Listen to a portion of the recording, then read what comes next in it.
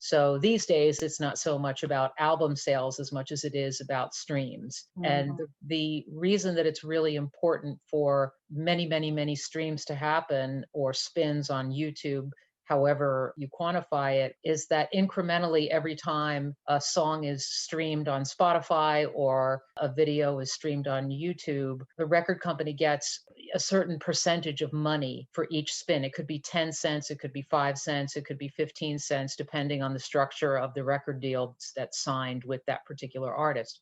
Right. And so if you multiply that by hundreds of millions of times, you end up making a lot of money, which in some ways is good because you're not really spending as much because so much is now based on digital and internet marketing on a global scale that you don't necessarily have to invest so much more money in packaging and paper promotions like posters and things like that. Nobody really has to do that much anymore.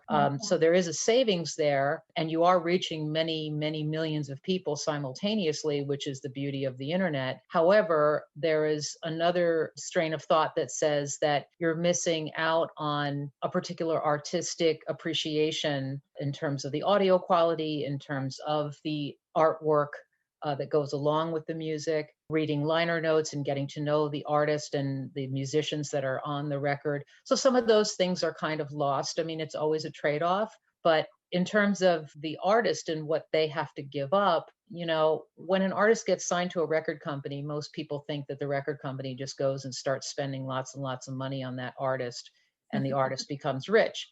That is not what happens. The record company is a bank. The record company lends the artist money to live on for a short period of time and to make the album.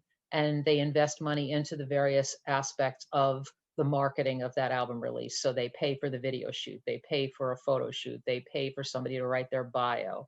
They give them money to live on by going out on tour and doing promotional visits and doing interviews and press junkets and things like that. But all of the money that is spent on that marketing has to be paid back, which is called recoupment.